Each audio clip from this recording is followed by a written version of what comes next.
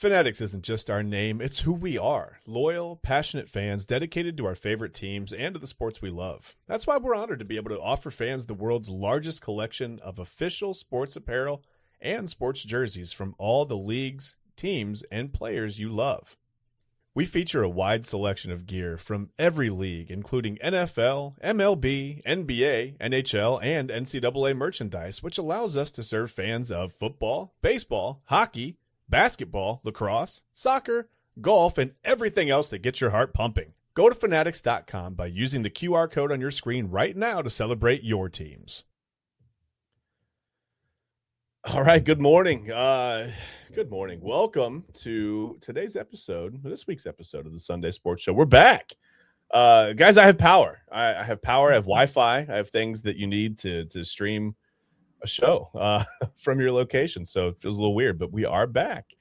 So sorry about the week off there, but Mother Nature had other plans last weekend. So that happens. I did see, by the way, guys, before we say hello, we're in an elevated risk for more kind of nasty weather a little bit later this afternoon. So high winds, hail. I said possibly up to tennis ball size hail in some places.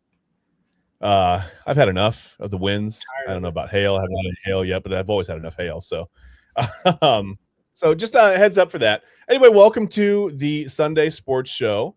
Guys, I'm Chad Bryan. I've got Ryan Mosser with me. I've got TK Dandridge. Ryan, TK, guys, how have you been? It's been a couple of weeks. How you been?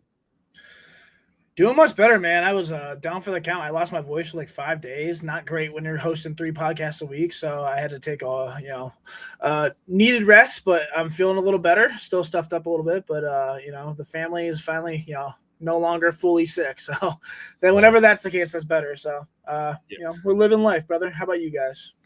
Man, saying TK, you doing okay? It's the first day of spring, brother. I'm doing quite all right. Ready for the itchies to come on, though. I got to get my allergy medication read up. So that'll be for the next few days. Yeah, you go from cold season right into allergy season. There's no break, but it is spring, I guess. So at least baseball is right around the corner. We got some things going on. Opening day this week. That's pretty wild.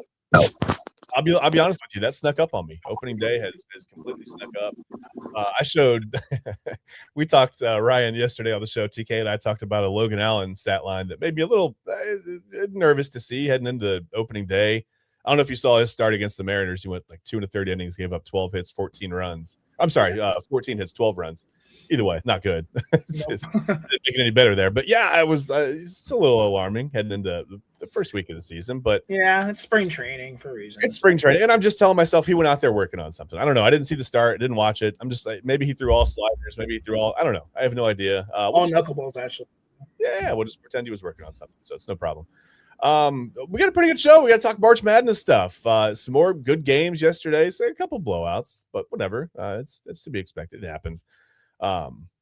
I was just telling TK yesterday on the show, Ryan, I feel like maybe I'm remembering this with a little nostalgia. Maybe I'm probably misremembering, but I feel like in the first round, that Thursday, Friday, and even into Saturday, Sunday of March Madness, there used to be like 5, 6, 7 buzzer beaters, crazy endings, double overtime. I feel like we've gotten one of those in the Kentucky game the other day. That was pretty fun.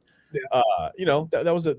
The ending was cool. Although Santa Clara's coach is right on. I mean, you could see him signaling for a timeout. The officials missed it, in the chaos of the moment, and obviously what happened. You had to be thinking, if you're watching that game, or it's just looking back on it. I mean, at the moment, Santa Clara's coach had to have been telling his guys, "Hey, let's make sure. Why not foul there, right? Probably a good idea to foul and not let him get any shot off. You don't want to foul on the shot, obviously, but." You might have wanted to grab someone there and maybe not let them just run a couple of seconds off or whatever. But it's not the way that game ended up. So regardless, you have missed calls and things, but it happens. Yeah. I mean, March Madness, it's been fun so far. Close games, some teams that are stepping up that you didn't think, necessarily were. Nebraska finally, pushing through. We mentioned pregame Michigan State as well. There's some, I don't know, the shootout Arkansas with High Point as well was fun. I mean, there's been some fun games for sure. Ohio State, obviously Yeah. That clearly wasn't the play that was drawn up, but nonetheless, execution was awful. And it's really sad to see that the last shot that Thornton got up was that half court, buzzer beater that really, chuck and pray. But nonetheless, fun tournament so far. So yeah, absolutely. That's the kind of shot that only goes if you have the basketball gods on your side, like right. Kentucky, right? Lately for Ohio State, basketball gods not on their side. That's okay. That happens. They're gonna get it turned around, or they won't. One way or the other. Right now, speaking of the brackets, I can the ESPN the tournament challenge. There are 2 perfect brackets remaining. We're almost all the way through to the Sweet 16. We've got about 24, 25, whatever. But yeah, we're 2 perfect brackets remaining. One of them is not mine. I can tell you that mine was not perfect from the rip, but the literal very first tip. It took care of my perfect bracket, the Ohio State TCU, like it did for a lot of people. That's the number one killer of perfect brackets. I cannot believe that. Almost 16 million people lost their perfect bracket on the Ohio State TCU. So right off the rip, people just done that many people. That goes to show you that no one watches regular season basketball, right? And then you just start picking teams. You're like, whatever, 8's that's a lower number than 9. Move them on. Let's go. And then if you had watched Ohio State during the year, you probably know that they were going to be a little bit vulnerable to some things at TCU that whatever. I still picked them. Didn't stop me. But I'm in that group of people that probably didn't watch as much college basketball as I would have liked during the regular season either. So that happens. Let's get right into it, man. There's just that I'll pull up some of the snippets of the brackets here, and we can talk about some of the games that happened yesterday. I was going to ask you guys, and if TCU hung with Duke or if they beat Duke, would we have forgiven Ohio State? Not that we're never going to watch. Whatever. I'm not mad at Ohio State. They just lost. But would it have been more understandable if TCU had gone out there and gone to the wire, down to the wire with Duke, or even beaten Duke? It just feels a little bad. I mean, this is probably similar to what would have happened if Ohio State had moved on as well. Judging from how they played against TCU, I think it would have been a similar result if they had played Duke in the second round. But the Duke TCU game really, I don't know, it was close for a little while. I think the first half, I mean, TCU kind of they hung around or whatever, but then Cameron Boozer really got it going in the second half. I think it was 17 points and 7 of 9 shooting in that second half. What were your guys' takeaways? I don't know, should Ohio State have beaten TCU? Would they have competed against Duke at all in any way, or are we just kind of happy they didn't get embarrassed by Duke like TCU did? I mean, obviously, you want a team that you're a fan of to move on to the next round, regardless of who the competition is, or regardless of how the next game or outcome would be. They were clearly outmatched. TCU was. Duke. I mean, first half they were sluggish, but like you said, Cameron Boozer got rolling. He flipped the entire game. He controlled the second half, and TCU really didn't have an answer. I doubt Ohio State would have had an answer as well. I mean, it was just one of those games where he was on fire. When Duke plays with that kind of, pace and physicality, they look like a team that can beat anyone, left in the field. So they're going to be a strong competition going on to the next round for sure. Yeah. TK, Duke down 2 with about 16 minutes to play. Just a little over 16 minutes to go. Outscored TCU 43-18 the rest of the way. What happened? I mean, did TCU just did they forget they were playing basketball, or I mean, is Duke just that good they could just flip the switch like that on you? Well, I think in all honesty, Duke is just overwhelmingly better than Texas Christian University. I think they have been for quite some time. But especially for this year, I just think the matchups were heavily in favor of the Duke Blue Devils, and they took full-on advantage of it. Granted, it took them a little while. The Duke Blue Devils are doing this slow burn type of approach to these tournament games, and I actually like it. I get, majority of us were afraid, kind of worried after the Siena game, because it's like, okay, these guys are really getting up on you guys right now, and it doesn't look like there's much hope for you. But at the same time, you got to remember who you are. You are the Duke Blue Devils, and they are Siena. So there's obviously a huge gap in talent. So they eventually, snapped out of it, woke the hell up, and got back to doing what they do best, which is playing semi-dominant basketball. And they were able to do that against Texas Christian University. Oh, and to the question of would we have forgiven the Ohio State Buckeyes had TCU beaten Duke? Listen, we expected too much out of them in the first place. They were 21-12 during the regular season. I get that's a pretty decent record, but at the same time, Ohio State basketball hasn't been worth a damn since I was in high school. They still got a way to go. So I expect them to take that and realize exactly where they are, and hopefully we'll get a better year next year. We'll see. Yeah, I mean, they improved down the stretch. I thought they got much better. But listen, I mean, also we get some comments, and to Raul's point, High Point went further than Ohio State. That's true. I mean, can't argue that. Played much better. I think High Point probably would have beaten Ohio State too, judging from the way they looked in their 2 games. But hey, that's where we are right now, Ohio State basketball. So it is what it is. But yeah, Duke beats TCU 81-58. You see the score there. They'll move on. They'll play the winner of St. John's and Kansas, which is one of the 2 remaining games in that East bracket. And we can get to just the other side, not the other side of the East, but the other part of the East bracket there. Michigan State beat Louisville 77-69. Michigan State, we talked about it before the show. You guys, man, does anybody flip the switch? Speaking of flipping the switch, Duke flips the switch in game, right? But Michigan State every year, it seems like they're all right. You know, they're a good Big Ten team. They're solid. They're going to finish top 3 or 4. And every year you go, oh, maybe this is the year that, like, you know, Izzo doesn't quite have the tournament team that he's expecting. And then suddenly they look like a team that can beat almost anybody. And they beat Louisville by 8 or whatever. But it was just things that they did. Like Cohen Carr just looked he was a first career double-double, actually. 21 points, 10 rebounds in that one. Michigan State just looked at times very dominant. I don't know. I mean, TK, what was your takeaway from Michigan State Louisville? You feel like Michigan State could, I don't know, maybe sneak into the Final Four? Can they move on in this bracket? With Tom Izzo as the head coach, anything, and I do mean anything, in the world is possible for the Michigan State Spartans. I honestly think last night was just a snippet of that. I can understand if people are excited, want to go ahead and put them in that realm. We still got a ways to go, so I don't want to, guarantee anything, end up embarrassing myself in the long run. But I do think Michigan State can make a significant amount of noise in this here tournament. It's going to be interesting to see them play the winner of UCLA UConn, and see how that goes out. I think if we get that game and they end up winning, maybe we have a little bit of a clearer picture of what the future holds for them. But I think right now anything is possible, just off the strength of what they've done so far. They do look good. They do look aggressive, rejuvenated. I expect it to continue. But still, I think this is a wait-and-see operation.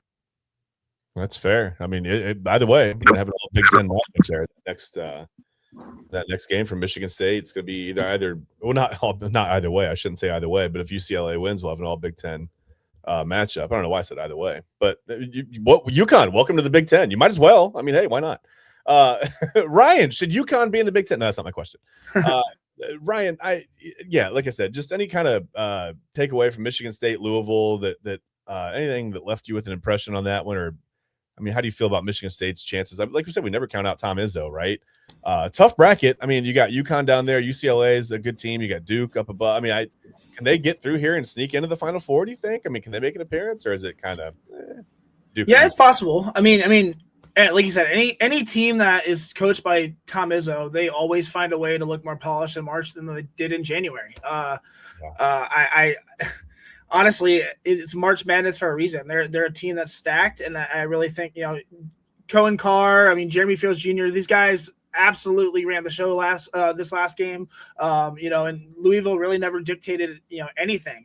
It was classic Michigan State basketball. They're organized, they're tough, and they're steady. Tom Izzo gets these guys ready for March, no matter what kind of team they have, and that's what makes them so dangerous as a coaching. So I think that they do have a chance. Duke's going to be hard to get past, but they do have a chance to get in the Final Four for sure. Yeah, Duke is going to be tough, and UConn will be tough. UCLA, if they beat UConn, obviously would be a worthy opponent there. But man, yeah, Michigan State, it's amazing what Izzo does. Nobody develops talent better, at least right now in college basketball. I mean, we haven't even really seen that from Duke. I mean, Mike Krzyzewski was probably maybe one of the best, but even Duke, I mean, under Coach K had some puzzling losses, this time of year, first, second round losses, things like that. But I don't know. I just I every year I'm just so impressed with Tom Izzo and what he's able to do with this Michigan State squad. And man, they just, like you said, they look completely different, at this time of year than they did back in January. Just really amazing development from them. I'm always, I don't know why I'm surprised every year, but I guess I'm just always impressed. I'm not surprised. Let's move down to the South. Nebraska goes to their first ever Sweet 16. Man, the Big Ten out here representing. And if Iowa upsets Florida, there we go. Could have another all Big Ten matchup right there. But that's going to be a tall task, literally. Whatever that, Florida's got a guy that's like, 8'11". So I don't think that, you never know. But yeah, Nebraska beats Vanderbilt 74-72. Almost didn't happen.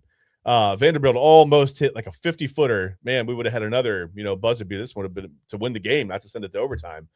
But Ryan, any thoughts on Nebraska headed to their first Sweet 16, first tournament win in history? That's hard to believe in and of itself. But yeah, now headed on to the Sweet 16 to face the winner of Iowa and Florida. Yeah, I mean that's awesome. I mean, officially one of the best stories of the tournament. Like you said, no tournament wins in program history before this week, and now they're in the Sweet 16. That's really cool. It's fun that they're turning from not being a football school to maybe hopefully being a basketball school. Their football program sucks. Sorry, no, I'm just kidding.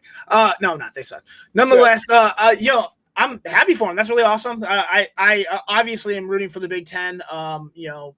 Probably other than Michigan, of course, but hopefully, they can pull it off. Florida is going to be tough if Florida wins for sure. Iowa, a Big Ten opponent. They've seen them a couple times this year, obviously, but that tight game with Vanderbilt was you kept on the edge of your seat. They finished with poise that you didn't expect with a team with no resume in March. They're playing with house money for sure, and they know it. So a team like that can be dangerous to their opponent. Nonetheless, I'm just enjoying the ride with Nebraska for sure. So. Yeah, and I think you said it. It's like enjoying the ride, right? Versus when you start to okay, now we're deep into the tournament. Like now it's like we want to keep going. Right now you tighten up a little bit. You start to play tight. But if you really if you can just, like you said, if you can just stay with just enjoying the fun of it. I mean, first couple wins in tournament history. What do you have to lose now, right? Just keep it going. Likely about to play, the one seed in this thing in Florida. You never know. Iowa, tough basketball team, whatever. Big Ten, you always get some tough basketball in the Big Ten. But yeah, I mean, if you're Nebraska, just have fun with it. TK. Should Nebraska fans be upset about what Ryan Mosser said, or should they just be happy that they had the 90s and, Tommy Frazier and Eric Crouch and all the Heismans and national champ, whatever. I think they should just be happy with the 90s, but TK, that's not my real question. What's your takeaway, man, from Nebraska, Vanderbilt, and then just, them going forward? I mean, can Nebraska sneak by Florida or Iowa? Obviously they could beat Iowa. Iowa's a 9 seed. But I don't know. Basketball's different this time of year. You know what I mean? You get a little bit different March Madness. Could we see Nebraska possibly sneak through and get into the Final Four after having 0 tournament wins in their entire history before this weekend? Well, I'll tell you what, CB, they got all the momentum in the world, especially after a tough win versus Vanderbilt. I do understand that they were the higher seed, but Vanderbilt has done the best that they possibly can to rebuild their image as far as college basketball. They did a wonderful job this season, not only getting to the tournament, but showing that they do have a ton of resolve within that program. As far as Nebraska fans, hey, listen, y'all should be having a cornhusking ass hoedown because this is fun times right now. Your first ever Sweet 16 appearance. You guys did it in a thrilling fashion. You got either Florida or Iowa. I'm guessing the general consensus will be Florida. Will move on, and it will be a Florida-Nebraska matchup. That's going to be a tall task, man. But, hey, right now, you guys should be over the moon about how your basketball team has performed. You guys were 26-6 going into the tournament. To be able to pull off those 2 wins that you've been able to do so far. You guys looked great in the first game. Had to fight and claw and scratch that second one, but you got it done. Omaha, Nebraska, the entire state of Nebraska, for that matter, not just the city. You guys should be elated right now. Your basketball team is showing up and showing out. this is fun time for you guys. Enjoy it. Enjoy it. I hope it goes a while. Yeah. Yeah. Hey, Unrelated, shout out to the Omaha Zoo, one of the best zoos in the country. there you go. Speaking of a corn husking ass hoedown, visit the Omaha Zoo. Yeah, that's a commercial. That's an official commercial. We'll get them on as a sponsor, most likely from just my read right there.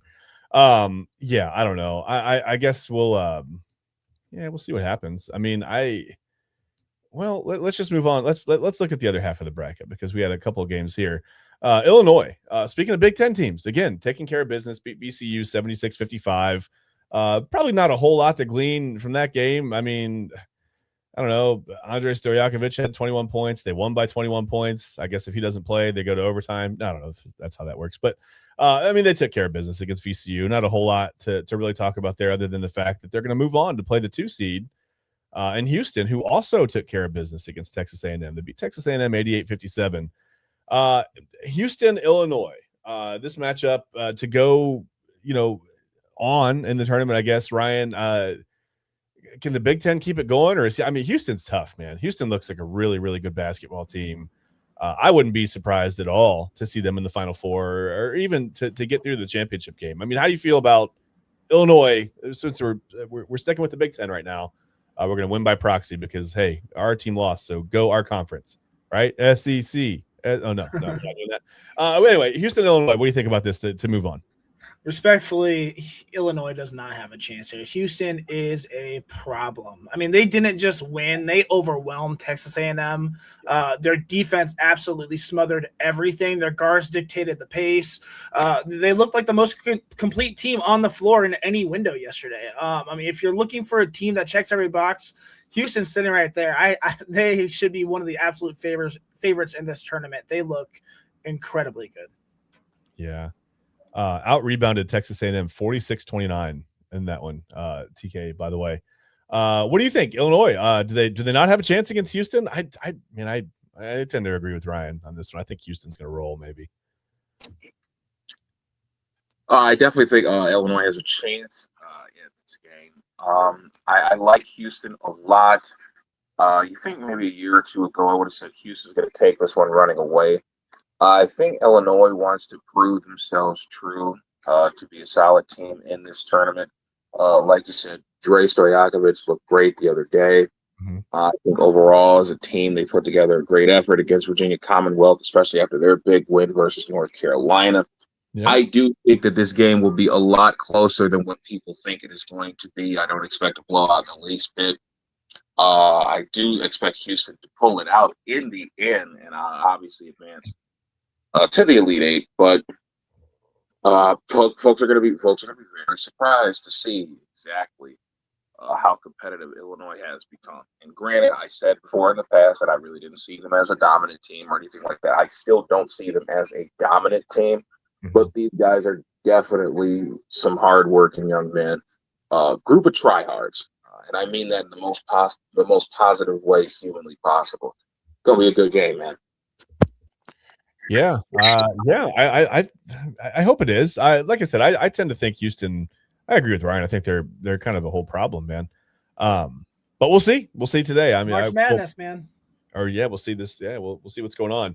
I don't have the time for the tip on these games today. I just realized I don't have the time in front of me. But yeah, they'll be going on pretty shortly here. They'll start just a little afternoon, like yesterday, and it is March Madness. Anything can happen. Absolutely anything can happen. The only game left in the South region is going to be that Florida Iowa game. Yeah, Illinois Houston does not play today. Sorry about that. That's why I told you I really don't have the times in front of me. So let's do this. Let's take a break. We're going to go to the other side of the bracket, and we'll talk about some of the games from yesterday. We'll talk about just some of the stuff going on as we get the Sweet 16 settled. I mean, I can't. It's almost disappointing how fast we go from 64 teams to 16. It's like, man, I want the first couple of days of the tournament back. That's what's fun for me. But like I said, let's take a quick break here, and I'm going to pull this down, guys. So just so you know.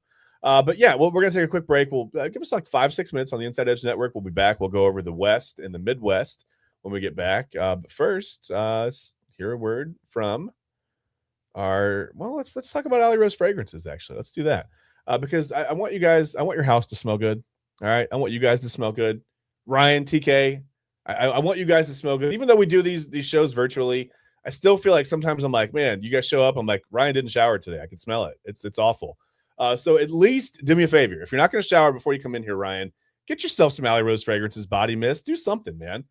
Go to AlleyRoseFragrances.com. You can use our code Inside Edge 20, capital I, capital E 20, Inside Edge 20. You can save yourself 20% off your first order. And like I said, your house is going to smell amazing. You're going to smell amazing with the body mist. You've got, everybody has a wife, a mother, a sister, a whatever. You got something. There's a female in your life that would love to have an Alley Rose Fragrances body mist. So please go to our sponsor, AlleyRoseFragrances.com. Use the code Inside Edge 20. Save yourself 20% off your entire first order, and get yourself a candle. Get yourself some body mist. They make excellent gifts. I've said it before. We wrapped up one of our Alley Rose Fragrances candles, and we gave it to our son's teacher for her birthday. She loved it. She was super happy with the way it smelled. Again, they smell so clean. All natural ingredients, vegan, cruelty free. Everything's handmade right here in the United States in Charlotte, North Carolina. So please, again, visit our friends at AlleyRoseFragrances.com and use the code Inside Edge 20 to save yourself 20% off your entire order as a first-time buyer. Again, give us about 5 minutes or so here on the Inside Edge Network. We'll be back. We'll go over the rest of the bracket. We'll hit the West, we'll hit the Midwest, and then a little bit later, we're going to talk Browns. We haven't had a chance, guys, because I was down last weekend, completely down all weekend because of the high winds. We didn't get a chance to talk about the Browns acquisitions. They've been doing some things. They've made some moves that might kind of just maybe molding what they're going to do in the draft now. So we're going to talk about some of these new acquisitions, some of the moves that they made, whether we like them, whether they I don't know, did they do a good job or not? Did Andrew Berry totally redeem himself, or is he just still dumb and dumber? We'll talk about that when we get back here. Like I said, after we go over the rest of the March Madness stuff. Give us about 5-6 minutes on the Inside Edge Network. We will be right back.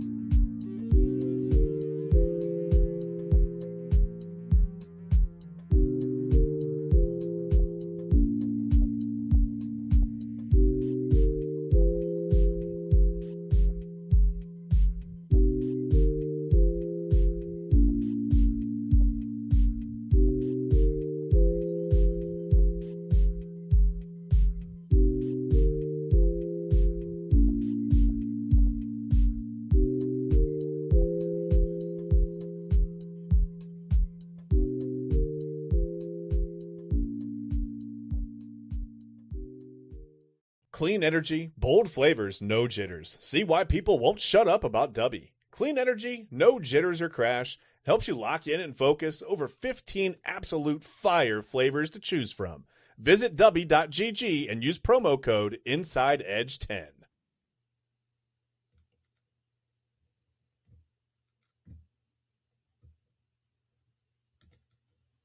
All right.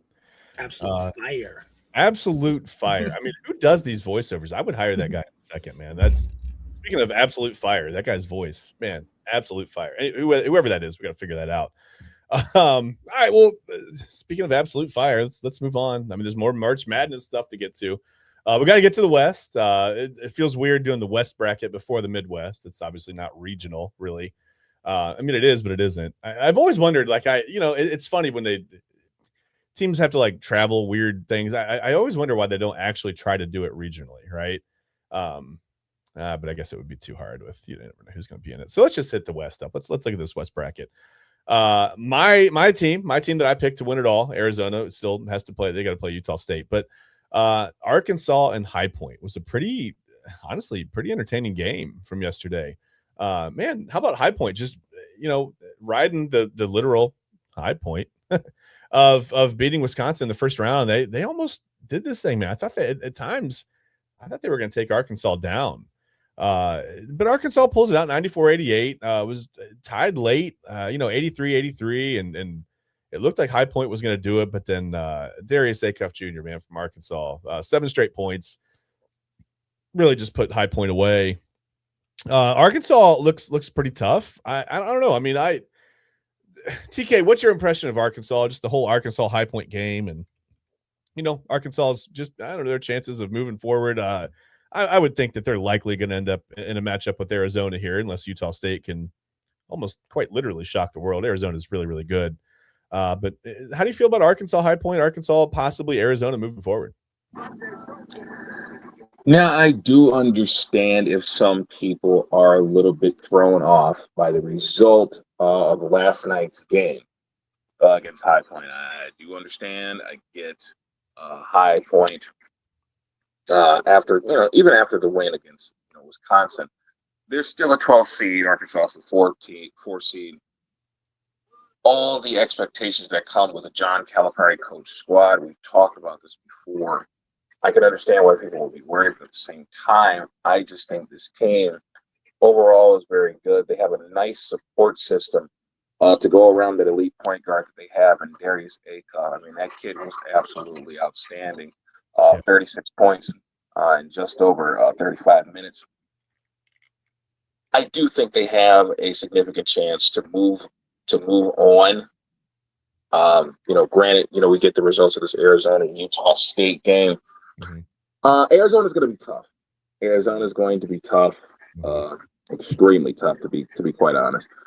But me personally, I'm not worried about Arkansas at all. I do think they have a deep enough team to challenge Arizona. Now, whether or not they get it done is going to be a whole different argument. But again, this is another game that I expect to be rather close down to the end. But I think Arizona pulls it out. Utah State has been pretty decent this tournament too. Let's give them a little bit of love as well. Yeah, I don't think many people expected them to get back to the Sweet 16 at all. But they've done a decent job. They've kept themselves in it. They got a huge matchup against Arizona. I don't think they lay down and die for this one. I think we're gonna get a few tough games today. I know I've been saying that a lot this entire episode. I just feel like this particular Sunday, we're gonna see a lot of really close games. Arizona and Arkansas is probably gonna be the next chapter of that. And to be honest, I can't wait to see it. Yeah, we will see. I feel like Arizona is probably going to roll against Utah State, but they have been good. I don't want to take anything away from Utah State. Arizona is just really complete. And we talked about it yesterday. I like their approach. I like, they don't really rely on the 3-point shot. They play some old school basketball, and they can beat you in a lot of different ways. But Ryan, Arkansas High Point, first of all, game was pretty entertaining. TK stays not worried about Arkansas against Arizona. Arizona's got to get past Utah State first. But what was your takeaway? I mean, High Point almost did it, man. But I mean, we talked about Darius Acuff, really, really good, 36 points, and he did some other things in that game as well that were pretty amazing. But yeah, what's your takeaway here? I mean, Arkansas needed every bit of Darius Acuff Jr.'s scoring burst, just to get out alive. High Point refused to go away. It was a fun game.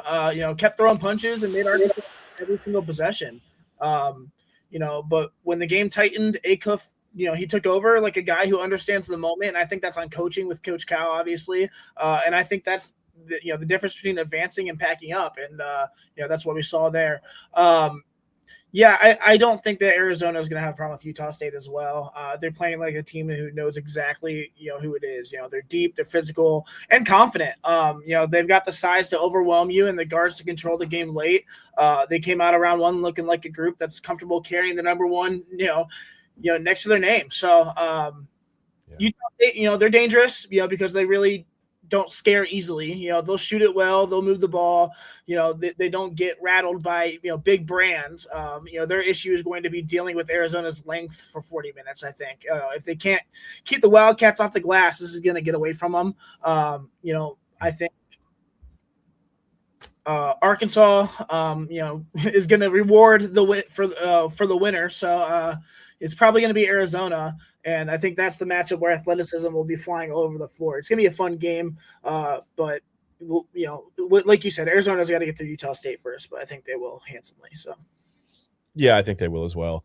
Darius Acuff, like you said, they needed every bit of that. They really did to get away from High Point, to get past the 12 seed High Point, which is cool. Acuff, by the way, joined Chris Paul as the only freshman to begin their NCAA tournament career with consecutive 20-point and at least 20 points and at least 5 assist games since freshman became fully eligible in 1973. It's per ESPN. So pretty impressive. Amazing that only 2 players have done that since 1973. That's called being there for your team, right? When they need you to step up. Looking forward to the likely Arizona Arkansas matchup. I don't want to take anything away from Utah State, but I do believe that's what we're going to end up with.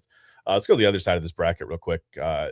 Texas. A lot of people said Texas didn't belong, even though they came in kind of hot. People said Texas doesn't belong in this tournament. They're going to get beat by BYU.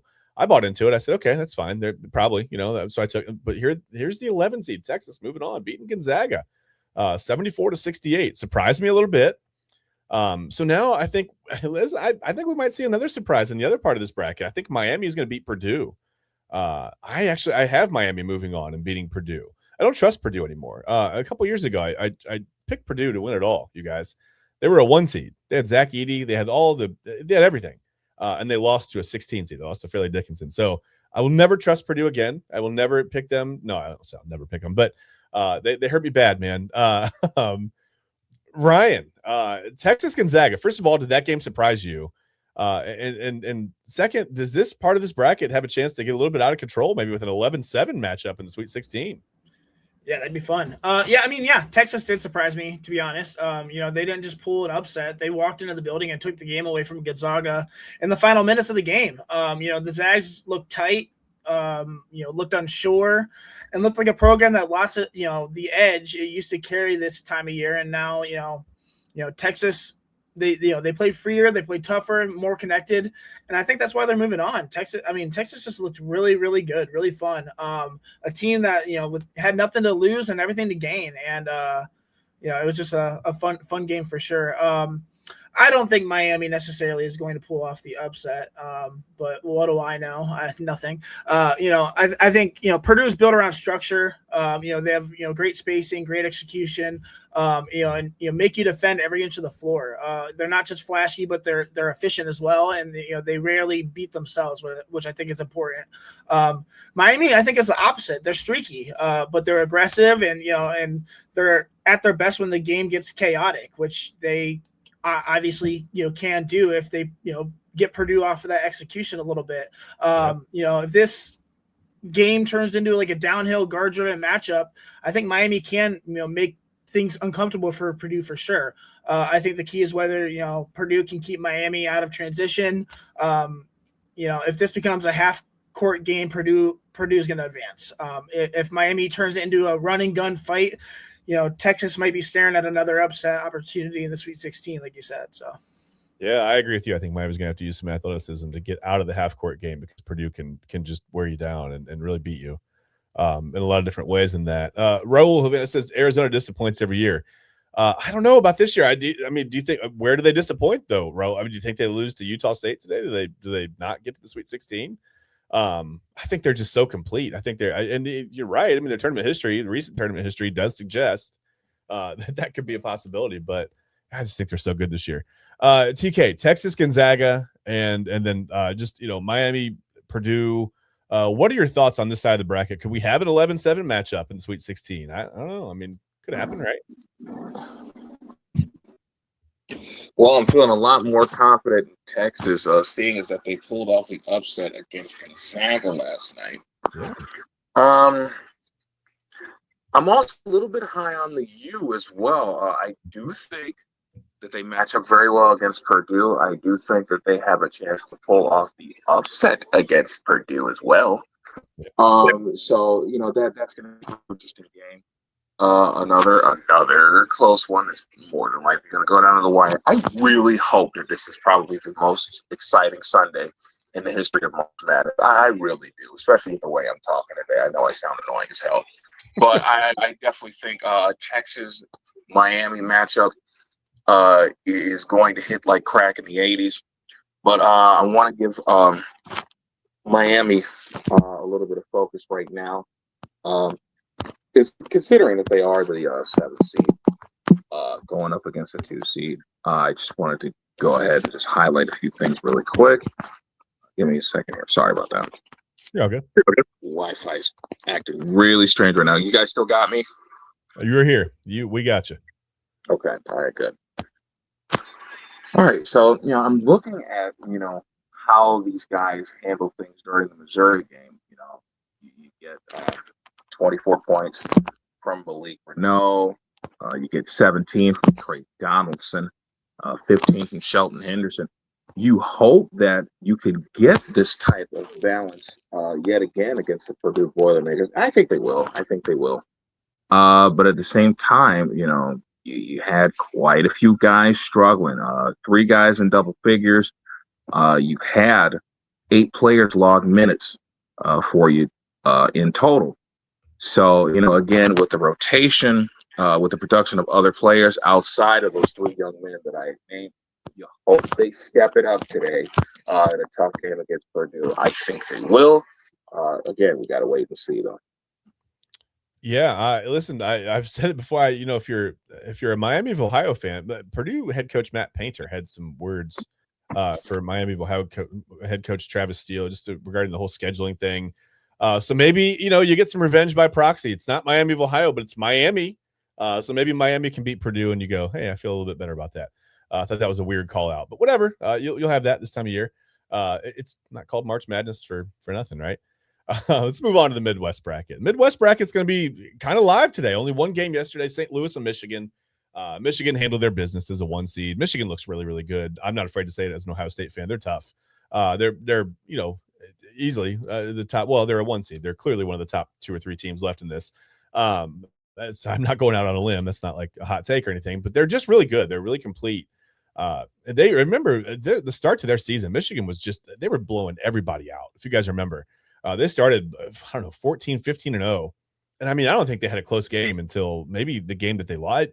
It just every night I would look at the score and it was like 104 to 63 and 91 to 59. It was wild. And I thought, man, Michigan could be an absolute problem. And here they are as a 1 seed in the Midwest, continuing to be a problem. Like I said, beat St. Louis 95-72. It's just, again, kind of close first half in this game, like some of the other games have been, but they pulled away. Yeah, it's fine. Michigan, just doing Michigan things. They'll play the winner of Texas Tech and Alabama. Like I said, there's a lot still going on in this. You've got Virginia, Tennessee, Iowa State, Kentucky going on today. So I guess give me your thoughts on Michigan, St. Louis first. I'll go with you, TK. Let's go back with you first, and then kind of give me your thoughts on the rest of this region going forward. Just a lot of action today. Michigan State versus Louisville was was pretty tight there in the first half. Obviously, Michigan State was able to ride things out behind the 21 points from Ryan Conwell. Oh, sorry, my apologies. 21 points from Cohen Carr of the Michigan State Spartans. So, I just think that What do you think about Michigan? Michigan. Oh my God, I'm sorry. You're all right. That's okay. You going out? Yeah, you're doing your own thing. Sometimes you got to branch out and do your own thing. I don't mind it. I'm sorry. Michigan looked great in the game against St. Louis. I definitely had them on fraud watch, but they proved themselves true against St. Louis. Robbie Avila, those guys weren't able to do much of anything at all. Yeah. They're still looking like the master class of college football college basketball right now. Oh my God. So for them, Texas Tech and Alabama. Guys, this game confuses me a little bit. Again, 4 versus a 5. I mean, in these games, if the lower seed does win, can you really call it an upset? Being only 1 seed apart. These guys are very adjacent to one another as far as team makeup and obviously their records. So, this yet again, another tough game that I see going down to the wire. I personally have Texas Tech making the upset today.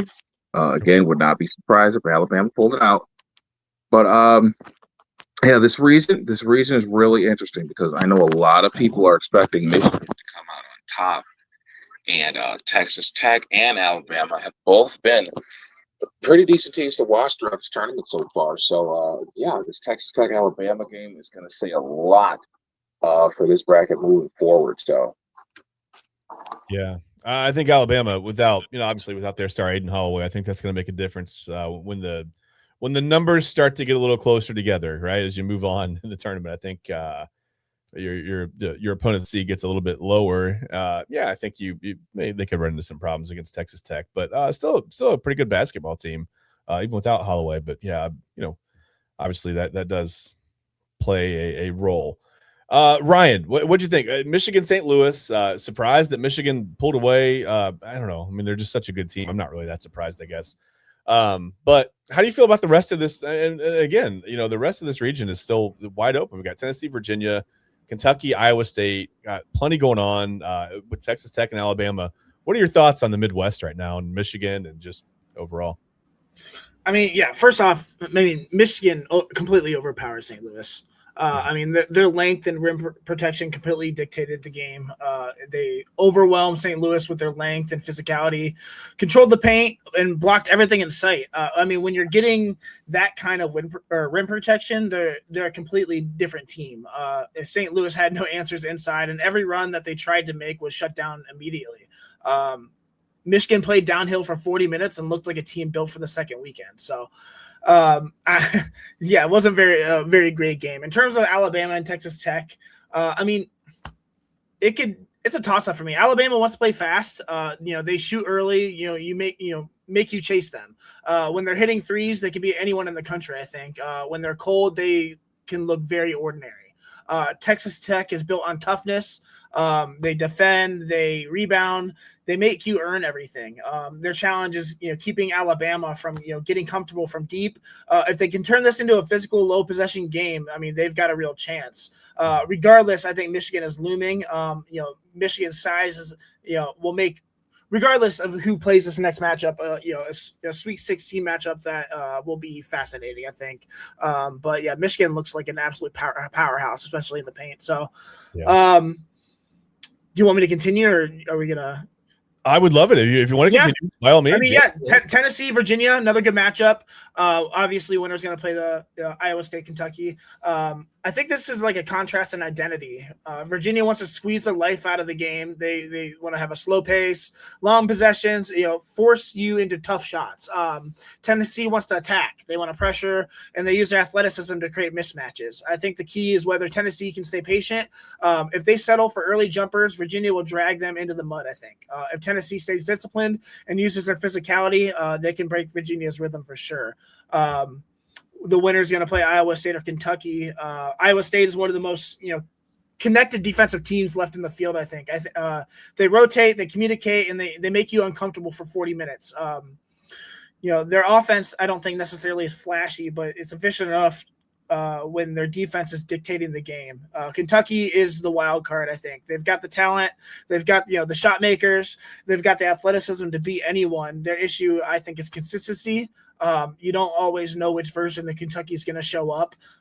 If Iowa State can control the tempo, I think they're going to advance. If Kentucky guards get loose, this becomes a shoot-off.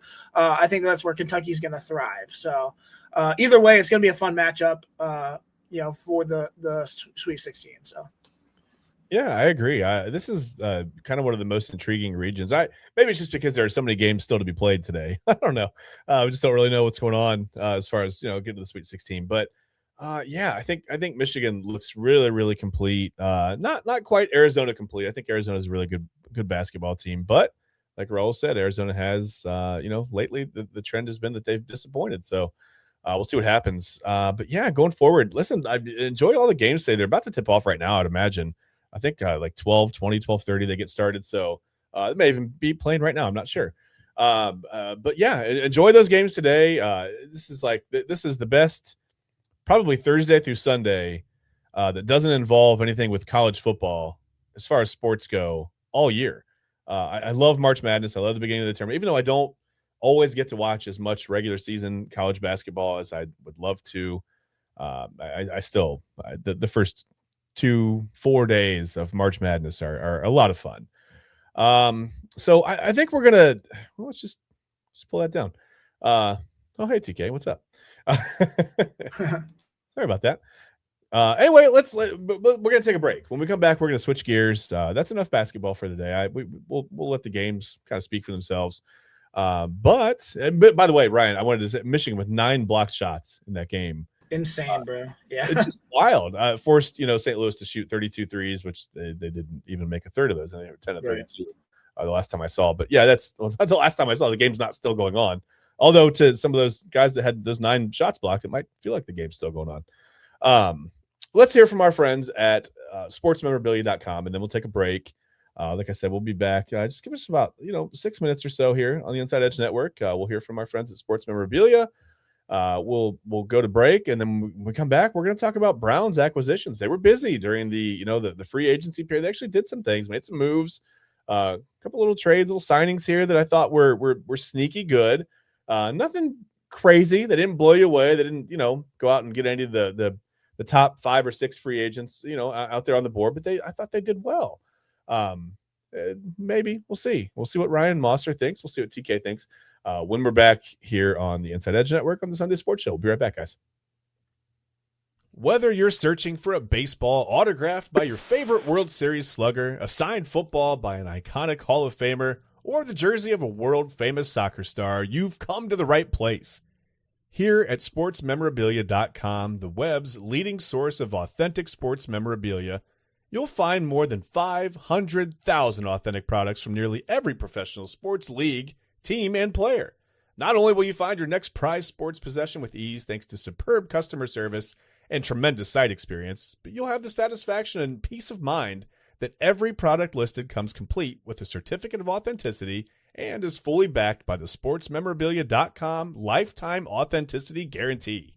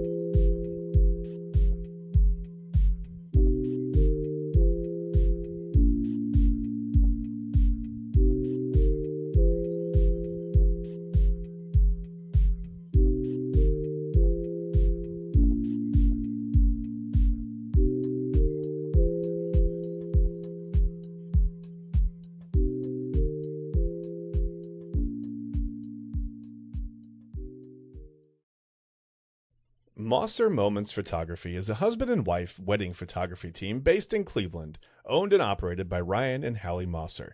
For the past 10 years, they've captured more than 100 weddings across Northeast Ohio and beyond, always working together as a true two-person team. Their style centers on authentic, emotional storytelling, documenting the real moments between two people in love and creating images that feel natural, comfortable, and true to the couple. Rooted in Northern Ohio, but inspired by their travels, Ryan and Hallie bring a warm, personal approach to every wedding day. Their work blends experience, consistency, and a genuine passion for helping couples relive their best day through timeless photography. Learn more at MosserMomentsPhotography.com. Oh, there you go. And we thank our sponsors, especially Mosser Moments. We have to because we've got one of them right here. We have to thank him. Every time I hear that read, I'm like, I know that guy. I know him. But we do thank our sponsors: Alley Rose Fragrances, Fanatics, SportsmanMemorabilia.com, Dubby Energy Drinks, and Mosser Moments. Quite literally couldn't do most of this without them, and we couldn't do it without you. So we thank you for being here with us as well on a Sunday now afternoon, watching. And I know it's a tough time of the year in sports. We're dwindling from a field of 64. We're going to be down to 16, and now the games come. They get a little more spread out, a little fewer and further between. But that's okay. We're going to keep it rolling because we're going to talk about the Browns. We're always we can always find a reason to talk about the Browns. They keep themselves in the news cycle, whether it's ridiculously proposing that the NFL allow you to trade picks 5 years out instead of the current 3 years, which, Ryan, I haven't had much of a chance to talk to you about that. I feel like this means the Browns are up to no good. I've talked about it with TK, talked about it with Eli a little bit this week on primetime as well. I don't know what your feelings are. Do you have any feelings on the Browns proposing the rule change to trade picks 5 years out at all? I mean, what are your thoughts on this? Listen, as a connoisseur of being a GM on video games and making trades in fantasy football, I know it's not really necessarily related or not, but I freaking love it. Give me 5 first-round picks. I'm not saying a lot of people are afraid. I think, the Browns are going to trade all their first-round picks and try to get a guy, or I think you could look at it this two ways. Maybe eventually they come to the decision that they want to trade Myles Garrett. And 3 first-round picks to some people might not be good enough, especially after he just broke the sack record, especially after he's a 2-time, NFL Defensive Player of the Year. Maybe they want 4 picks. Maybe they want 5 picks. Unrealistic because we've never seen that before, but nonetheless, that could open the possibility. Another side of this, maybe they are looking like, let's see, just in order of trading future picks for somebody. Oh, hey, we'll give you our 2030 pick or our 2032 pick because, that's 5 years down the road. Who gives a crap? That's going to be another GM's problem because our Browns GM is going to get fired for sucking. So it doesn't matter. So, I mean, they're punting down the road in order to possibly get access now, which I think could be beneficial. It is taboo. I mean, I don't think any sports league has up to 5 years. I think they're even, I think the NFL is more lenient than anything. The MLB, you can't even trade picks, and the NBA, you can't trade back-to-back or consecutive picks in the first round. So, I mean, I can see it. I like it. I think it's fun. It can open up more fun possibilities of playing, pretend GM, but why not? Yeah, I think you're right. I think it just makes a lot of people nervous. And listen, if this were Kobe Altman and the Cavs, I'd say, yeah. I mean, he's shown a propensity to be able to figure out how to trade. First of all, I think it's harder to trade in the NBA. It's just harder, right? There are just more things you have to match. Whatever. With the second apron too. So there's everything. I mean, there's all just the different layers of everything to it. But I think it makes people nervous because Andrew Berry, I mean, the last time we traded a significant amount of picks, we ended up with a quarterback that's played 9 games and not played any of those 9 games very well. And then, by the way, at the time, we paid him a record amount of money for quarterbacks to play those 9 games not very well, and to tear an Achilles twice and to have I don't know, whatever. I'm making myself feel bad. Let's not talk about this anymore. But it does make me nervous. I think it makes me nervous. It makes a lot of people nervous because I think that means it signals to people that they're thinking about moving Myles Garrett or Denzel Ward or whoever. I mean, you're not going to get a bunch of picks for Denzel Ward right now, but yeah, I mean, to want an incredible amount of picks for Myles Garrett is understandable. I don't think you're going to have anyone offer more than 3, especially first-round picks.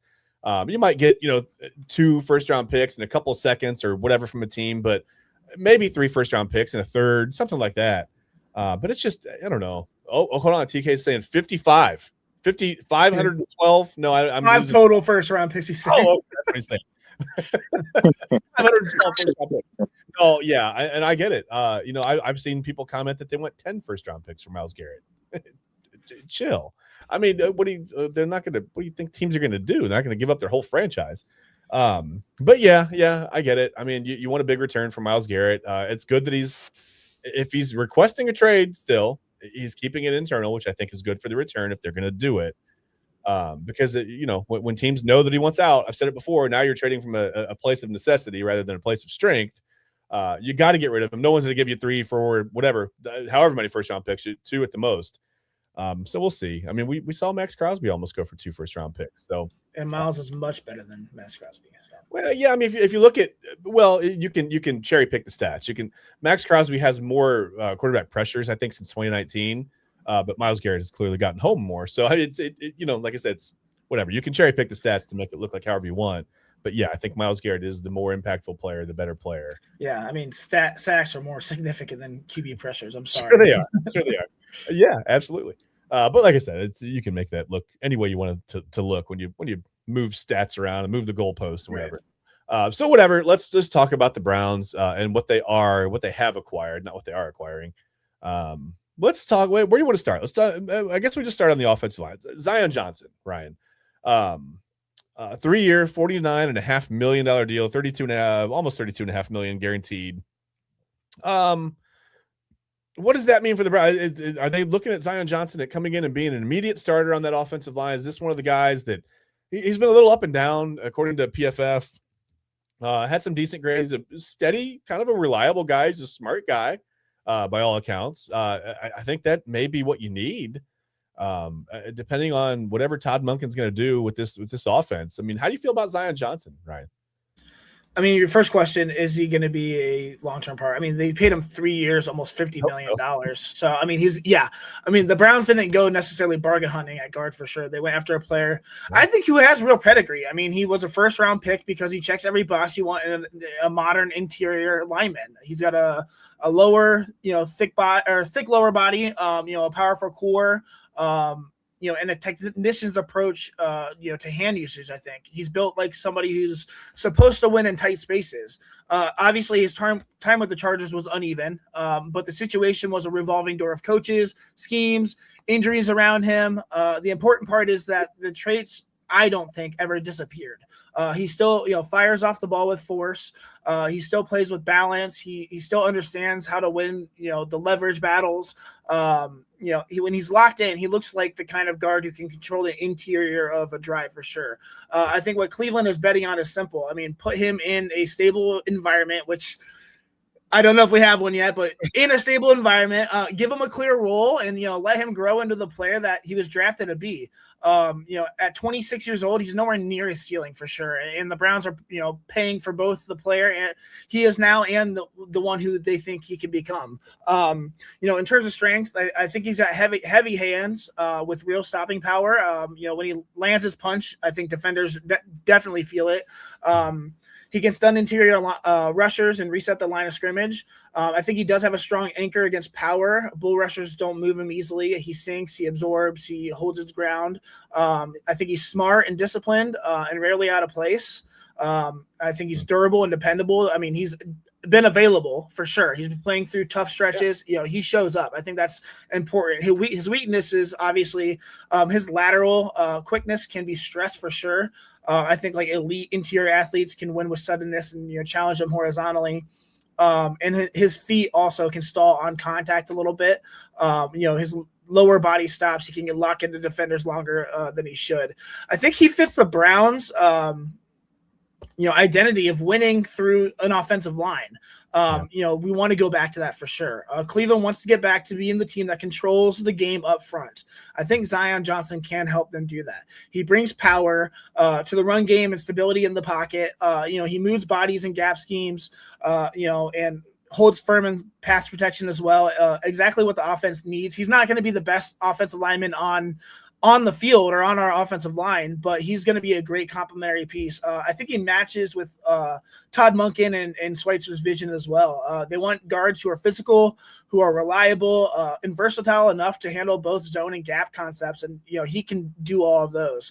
I think he's going to make life easier for whoever the quarterback becomes. The interior pressure has been a problem for 2 years now. I think he's going to help erase that for sure. Yeah, he hasn't been great in the pass blocking side of his game, right? But a really, really good run blocker. And I think if you're gonna try to establish that identity to be a team that controls the line of scrimmage and can run the football, I think you have to be built like a team that can run the football. The Browns had some weird issue. I mean, it's like for a while they were built like a team that wanted to run the football, but then they would throw it 55 times a game. Then they couldn't run the football last year. It was really confusing. So yeah, I think the addition of Johnson is good. TK, is this you're on board with Zion? Wow, words. You are on board with Zion Johnson and other various sounds that I made out of my face, right? Listen, my thoughts as far as the Zion Johnson signing are, I'm a little mum on it, to be quite honest with you. I was not impressed with this kid at all during his tenure with the Los Angeles Chargers. I remember this guy went 17th overall in the draft not too long ago. I forget exactly which draft it was, but he really hasn't been that great of a player, to be honest. Now he is still young at the age of 26. No reason to give up on the kid yet. I was just a little flustered that we gave him $50 million and just let Elijah Vera Tucker freelance to New England like it wasn't nothing. I agree. Yep. That one really bothered me. New England gave AVT $42 million. I definitely thought there was something that we could have done. Well, there has to be mutual interest, and sometimes I wonder if. Very true. I'm sure Elijah Vera Tucker didn't want a damn thing to do with the screwy ass organization, so he made the move that was right for him. Leaving another screwy organization in the New York Jets and spurning the living hell out of them by going to the New England Patriots. So I'm sure that burned like hell. But anyway, this is a young man that has struggled with injuries in the past. He missed the last 2 seasons with a tricep tear, and I think it was a back or a knee the other year for AVT. So, congratulations to the New England Patriots for being able to net him. Yeah. I do not think it is over by any stretch of the imagination just because we gave Zion Johnson $50 million. I do think he can improve. I do think he can be a solid part of this offensive line. Hey, you got to think. You have guys like Elton Jenkins and Titus Howard on this line as well. Yeah. So I do expect an improvement along the offensive line as a whole. Another thing that has bothered me, we haven't even reached out to Taylor Decker. Not once. That made absolutely no sense to me as well, considering that we do still need a left tackle. That kind of gives me a weird feeling that the Monroe Freeland buzz that we've been getting lately is legit. Yeah. I do not like that. Is the young man a good player? Yes, he is. He's still very much Mitch Trubisky-like. As far as the starting experience on that offensive line for the University of Georgia, granted, it was a great year. You're only a 1-year starter, dude. There's no way in hell that I'm taking a 1-year starter with the 6th overall pick with as many times as we have screwed up in this damn draft recently. There's no reason for it. I do have a general feeling that he will be available at 24. I don't think he gets to the second round.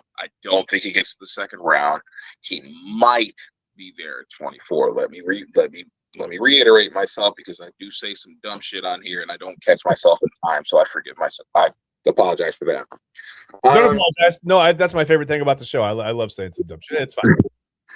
But yeah, to not reach out to Taylor Decker, to basically not even look AVT's direction, a little a little on edge about that, but I will give Andrew Berry credit for addressing what it was that we needed. The very first move was to trade that 5th-round pick for Titus Howard.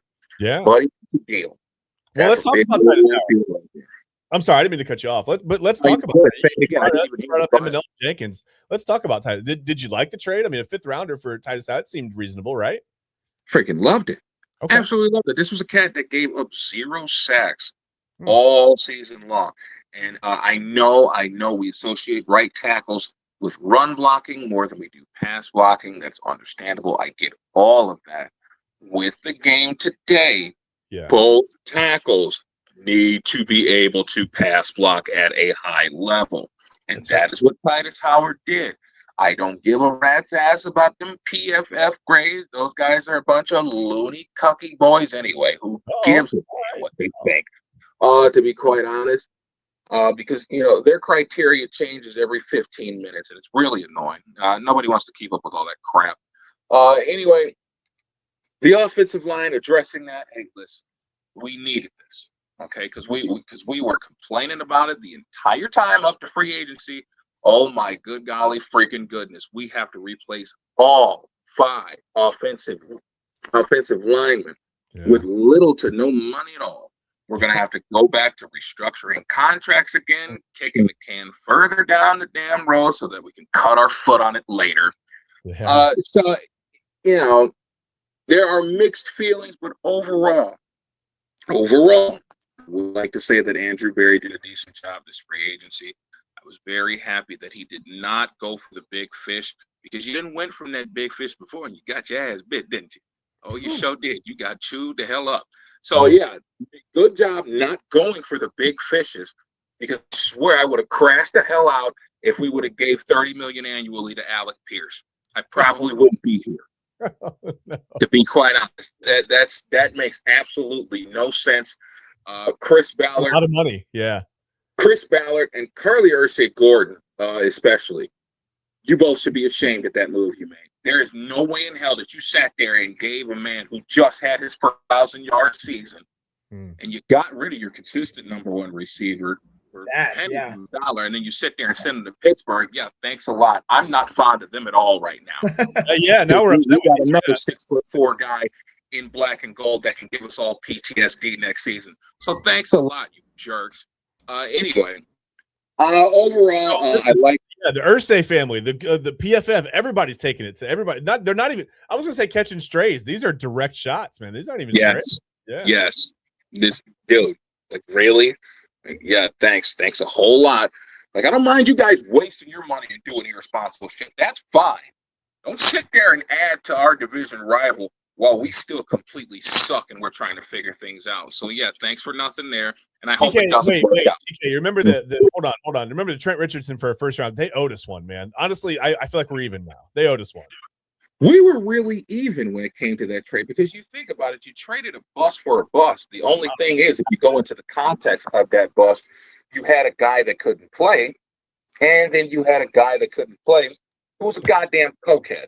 So, maybe there is something to be said for. But again, Elgton Jenkins, Titus Howard, getting Quincy Williams for 2 years, $13 million was very nice. Slow down. We're gonna get to that. Real quick, that Trent Richardson pick that we traded. You know who he took with that 1st-round pick, right? Yeah, the cokehead boy from Texas A&M, Johnny Manziel. So I feel like they got the last laugh anyway. So they kind of did. They watched us. And I cheered like a little schoolgirl when we drafted him anyway. I thought we were actually getting. Bro, I thought he was going to be a Pro Bowler his rookie year. Carly Ursay was disguised. She was the homeless person. She was disguised as the homeless person. She was the one that playing chess out here, or whatever. That's fine. So you mentioned and how'd you feel, Ryan? You were good with the Titus Howard trade, I'm assuming, for a 5th-round pick. I thought that was excellent. Yeah, for sure. I think he's going to be a great addition to the right side of the line for sure. So okay. Well, let's talk about Elgton Jenkins because I don't want to get too far ahead of ourselves here. Whatever. TK, you did a good job with my segues, TK. I don't even have to do anything.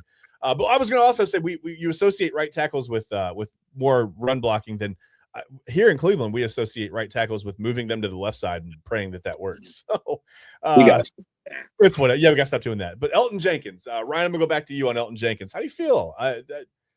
I don't know, 2 years, 24 million, good.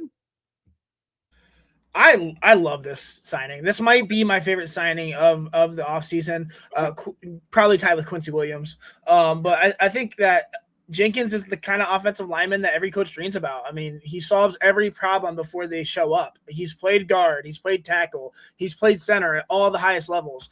He's played all three, legitimately high level. There aren't many linemen in the league with like a true 5-position capability, and even fewer who've done it well enough to earn Pro Bowl recognition. Take that for what you will, of course. But he's one of them. I think the Browns brought him in with a very clear purpose, stabilize the middle of the line after, missing out on Tyler Linderbaum, which with that contract, thank God they missed out on Tyler Linderbaum. Instead of panicking or settling, they pivoted to a veteran who understands, protections, communications. He can communicate cleanly. He brings a level of calm that the offense desperately needed, I think.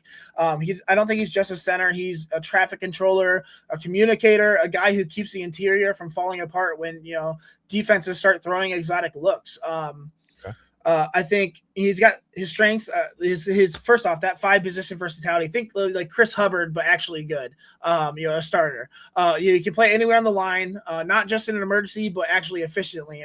He's proven that he can perform at a high level at all 5 spots. His footwork and balance is great. He can stay square. He stays patient. He rarely gets knocked off of his spot. He's really, really, really smart. He identifies fronts. He calls out pressures. He keeps the interior organized. So look at him like almost like JC Tretter, like the quarterback of the offensive line. And Tretter also came from the Packers. So if that's any indication of what we're getting with Jenkins, sign me up for sure, because Tretter was fantastic on the center of that offensive line for the Browns for years. Weaknesses, I don't think he's necessarily a pure mauler. He is strong, but he's not the type who's going to forklift a 330-pound defensive tackles off the ball every snap. Also, you can struggle against massive nose tackles in straight power. The biggest, heaviest interior defenders can test him when they get a full head of steam. I personally think that he's going to stabilize the center position immediately for the Browns. Then the Browns needed somebody who can handle protections for a quarterback room that's still finding its footings. Jenkins is going to give them that.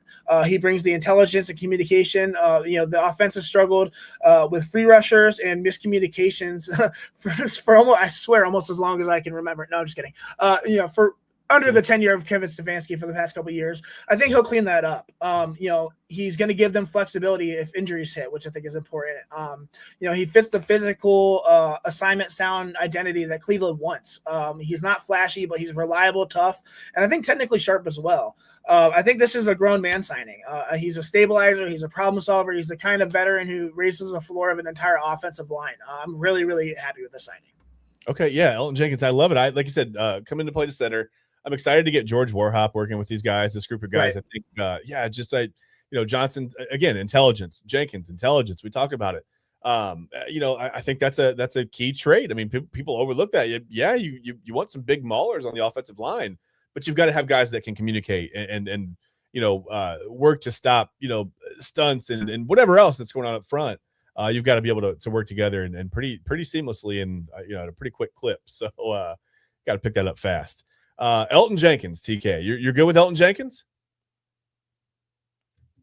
Absolutely love it. I will go out on the limb to say that Elgton Jenkins is the Black Bruce Matthews as far as versatility along the offensive line and production amongst said versatility along the offensive line.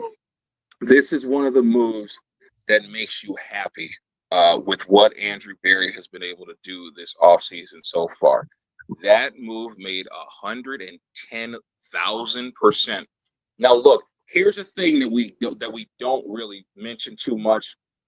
Green Bay has let go a multitude of very good centers to the point where any center that leaves Green Bay, I want him.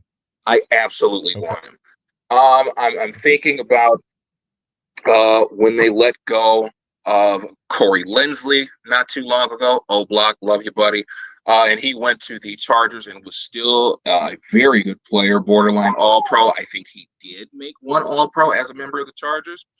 Obviously, our our favorite, our guy, Joseph Carl Treader, otherwise known as JC, he was our center for 7 years and was absolutely amazing in the trenches for us. I had a good feeling that he was going to be a great player because he was solid with the Packers. He turned to be everything and so much more for us. It's almost criminal that the initial contract that we got him for was 3 years, just above $17 million. Like, we really paid that man $5.5 million to be our center. As horrible as we are, man, talk about a deal. But any center leaves the Packers, I want him, especially if we need a center, because they're really good. And Elgin Jenkins is going to be the next chapter of that. You think about when Marco Rivera was their center and they let him go. That was more of an injury concern type of thing, and he was a little longer in the tooth at that time. So, he had done his due diligence for them, borderline Hall of Fame player, all pro, things of that nature. But yeah, to nail a former starting Green Bay Packers center, that was huge. Because I just love their offensive line as a whole, to be quite honest. But yeah, definitely that man in the middle means a lot to that Packers organization.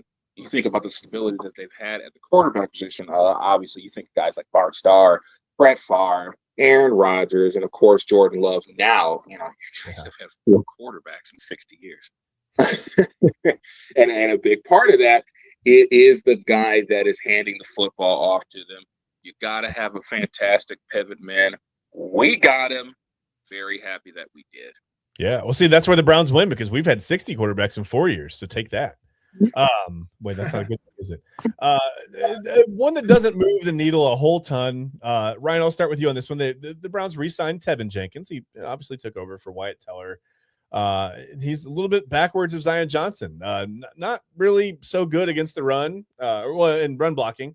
Not against the run. That doesn't make sense. Well, I guess he is against the run. He's not good at run blocking, but not so good at run blocking, but better at pass blocking. How do you feel about just keeping Tevin Jenkins on the roster? I mean, you need offensive linemen. Probably a good move to not let him go, but again, not such a needle mover as far as moves go. Yeah, I mean, I like it. I mean, obviously it doesn't create a social media earthquake, but I think it does matter inside the building. He's prime at 28 still. He's still, the kind of interior lineman who changes the personality of your offense when he's right. I think he does play with force. He plays with an edge, and he brings a level of nastiness that the line has been missing since injuries have piled up. I mean, maybe like the Walmart version of Wyatt Teller, I would say. I mean, his career obviously hasn't been smooth. He's bounced between positions. He's dealt with injuries, lived through coaching changes, but none of that, changes the fact that when he's on the field, I think he's a decently impactful guard, especially one that will bring continuity to the line. At least he's been in the building. At least he's not one of the guys. He's not DeJuan Jones or Luke Whippler or Zach Zenter, who are either injured or a healthy scratch. Like he's played. I don't think it was about sentiment. I think it was about just keeping a proven physical starter in the building and avoiding the chaos of trying to replace just another position with a rookie or a bargain bin veteran. I think he gives a tone setting setup kind of player and at least continuity. We'll see if Wilcox can bring the best out of him, but I do like that at least it's just another body we don't have to fill later on. So okay, TK, how do you feel about the Browns rolling back prices with Walmart Wyatt with Tevin Jenkins here?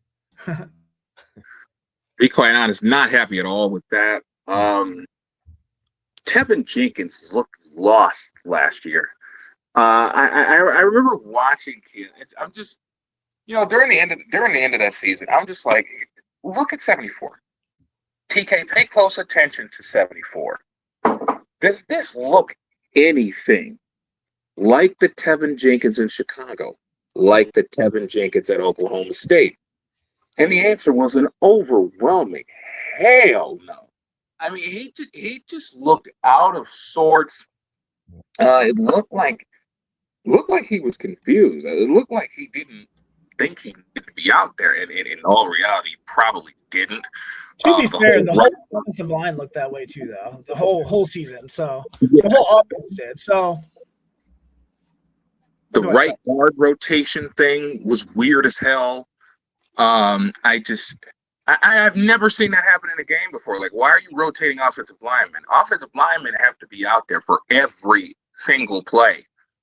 At least that's the game that I knew growing up as a Jit here in Northeast Ohio. So, the whole rotation thing, hopefully that won't be the same thing this year. Todd Monken better not do that shit this year. Man. Anyway, I do think he can get back to being the perceived mauler that he was looked to be. Wow. Out of the University of Oklahoma State. He was decent as a starter for a number of years with the Chicago Bears. Initially, I was happy at the signing because we had got him last year. I thought it was going to be to replace Wyatt Teller then. And even then, I was kind of uneasy about it because we all love Doug T. We all love Doug T. The nasty blocks that he threw. I still have dreams of when he threw Tyrann Mathieu on his ass out there in KC during that playoff game. And Tyrann jawed with him for a minute, and then he goes back to the huddle. He's like, "Hey, 77, put me on my ass." I miss that. I miss that a ton. And I think all of Cleveland is going to miss it. But at the same time, I definitely want to give Tevin Jenkins some grace. He was put in a weird situation by a weird-ass head coach who is now coaching in a weird-ass city. So we'll see how that works. So now, the offensive line as a whole, still got a little bit of work to do. But overall, I'm pretty good with it. I think Tevin Jenkins will be a solid starter. I hope so. I mean, if you let Wyatt Teller's agent is, talking smack to us, the Browns are going to wish that they re-signed Wyatt Teller. Yeah, I bet we will, but I'm hoping that we don't. So. Yeah, we may. I mean, the fact that I think Wyatt and Charlie Teller are just a Cleveland couple, really. I mean, they're it's a good Cleveland family. Good to have around, but yeah, I understand that. Yeah, you got to go somewhere, and right now it's Tevin Jenkins. That's where we are. Let's stay on the offensive side of the ball real quick. We don't have to get into these next couple of signings a ton because I feel like it's pretty easy to they're pretty transparent. I mean, Jack Stoll, tight end, he's not coming here to catch passes. He's coming here to help shore up the blocking along the offensive line, right? Just find the weakness, put Stoll out there, maybe run him in motion, whatever, and let him take on a block in the middle of the line, whatever. But I guess TK, I'll start with you. Jack Stoll, how'd you feel about just again, not a huge, like Ryan said, no social media earthquakes or anything like that, but a solid blocker, right? Absolutely, thought it was a very good signing. You think Todd Monken's offense is predicated on using 3 tight ends. One, you need to do everything tight end, and that is Harold Fandon Jr. Secondly, you need the blocking tight end. Jack Stoll is going to be able to fill that role in significantly. And third, and most importantly, you're going to need the pass catching tight end that you can line up on the line, in the slot, out wide. That, I think, will come in the draft. Okay. Which round? I don't know. I don't think it'll be the first round. It might not even be the second round. Probably not. Yeah. I do think we will find a pass-catching tight end somewhere. I was kind of sad that we missed out on bringing both New Orleans tight ends in as Foster Moreau made his way to Houston with our beloved Dub T. Hey, he'll end up getting traded here eventually, TK. That's the way. That's Brown, Texas. He'll end up here. That's one of the sickest relationships in history. I swear to God. That's like Sid Vicious and Nancy. But anyway, we get that pass catching tight end to fill in that third TE role. That's going to be incredible. I do think there are still a couple guys in free agency that we could possibly look at that we can get cheap on the dollar. But, as far as right now, I do think the tight end room is pretty decent. We're starting to form things out a little bit. Once you get that third and final guy, I think we should be okay. I'd like to, if you don't mind, shine a little bit of light on the Tylan Wallace signing. And listen, we haven't had a solid return man since the days of Travis Benson. If you want to go even further than that, Josh Cribbs. Yeah, I was going to get there, but thank you. Yeah, sure. Sorry about that, man. I was too excited about it because I've been looking at the special teams unit. That's okay. And Granted, I was happy that we kept the kicking unit together. Rex Sunihana, Corey Bojorquez, and obviously Andre Schmidt. We need a returner. We have not had a consistent return man in years, and it's honestly become kind of miserable watching guys return punts in Brown and Orange. You watch Gage Larvadan do a ton of that last year. With his fair share of mistakes, there were a fair share of drop punts along the way. You mean there were special teams problems last year? I know, right? Why am I highlighting the obvious? But yeah, I like the Tylan Wallace signing. Add to that wide receiver room. Okay. Is he going to be a number 3? I don't think so. Maybe a 4 or 5. But if he can contribute in that special teams game, whether it's kick or punt return or both, I'm hoping it's both. Please be both. But yeah, that's where I'm at. Okay. Ryan, a couple questions for you. Jack Stahl at tight end. Obviously, I feel like that's blocking help. That's fine. We can talk about Tylan Wallace, and then next week, should we start the show with the end of the show? Do we just start with you? I'm just kidding. Sorry, TK, just kidding. But no, Ryan. Jack Stahl, Tylan Wallace. We'll just keep the last couple offensive signings. Special teams, offense, whatever / type of thing. I thought they were good. Just good guys to have in the cupboard, right? Yeah, Wallace is great. I mean, obviously, we finally got a decent returner. Since David Putney, actually. Him no matter what, just because we need a returner. I can't talk now. I lost my train of thought. Jack Stahl, whatever. I was trying to be funny. It did not land. Nonetheless, Jack Stahl, I like the signing. He's an excellent inline blocker. Probably one of the best in the NFL. And I think that's going to be a huge asset for Todd Monken. He gives Monken the versatility and heavier personnel. They can go 12 personnel without tipping or run or pass because Stahl can handle both responsibilities. And he's not obviously a catch first tight end, but he still has okay hands. He was going to let Harold Fenton Jr. Be the matchup piece, as TK said. He'll line up wide, move around, and attack defenses while Stahl handles the dirty work inside. I think he also strengthens the run game immediately. I think his blocking helps stabilize edges and gives the Browns more confidence running, behind, tight ends for sure. I think he's reliable, low maintenance, and he's, I think, the perfect tight end too for this system. Cheap, physical, dependable, and aligned with the identity that Cleveland wants to build. So it works. Yeah, I thought it was a good signing. You don't have to move the needle with every signing. Sometimes it's just depth, and it's finding those little pieces that you need. I mean, like you said, the inline block, just things like that you need are essential to winning football games. We haven't done a lot of that around here lately. So I did like the AJ Epinesa signing as well. I thought that was pretty interesting. I think that'll be fun for just depth on the edge for sure. So yeah, and that's what I was going to ask you about. Well, actually, I was going to go Quincy Williams next. Both, yeah, I love both. Just really good job. I mean, for the attention that you did pay to the defense, although.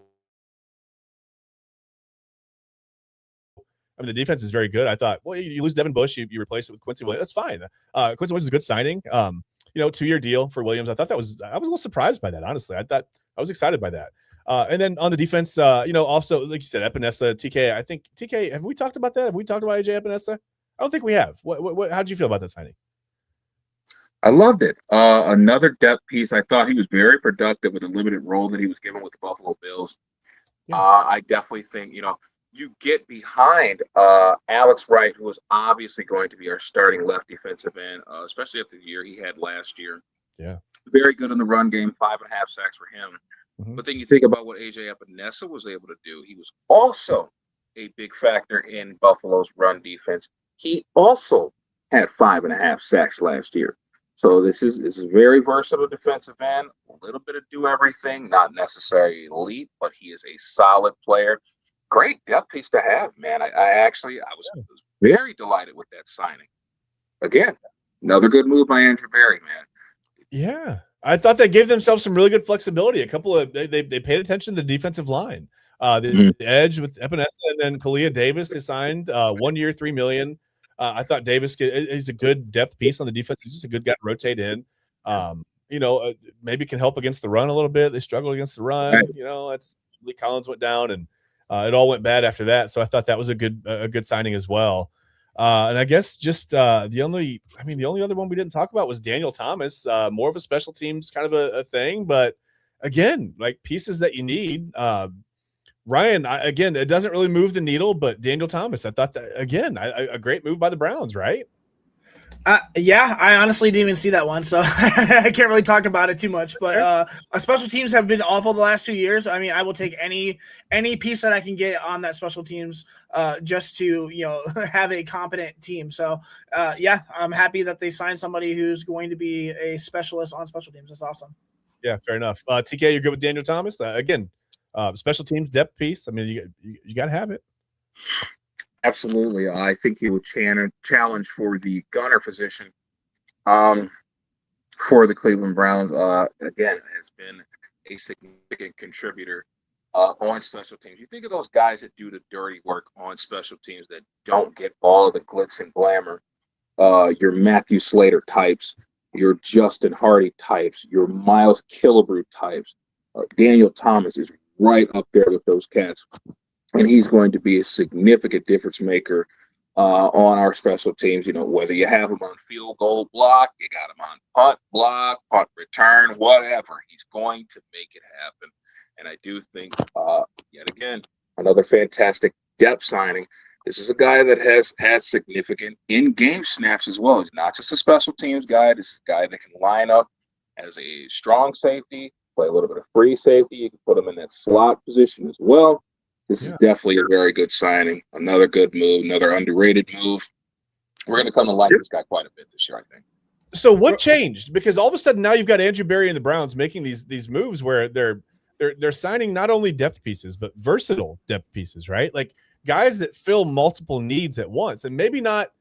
They're not all pros. They're not going to be a Pro Bowl. Well, the Pro Bowl took a hit last year with some things, but they're not going to be like all pro guys. They're not going to be first team, second team, all pro, but they're versatile depth pieces that kind of fill multiple needs at once. Like, did Andrew Berry just figure it out, or did they start listening to Todd Monken a little bit when they said, hey, what do you need on your roster? Like, there seems to be like a marked difference now in the way that the Browns have handled this offseason versus the off seasons of the past.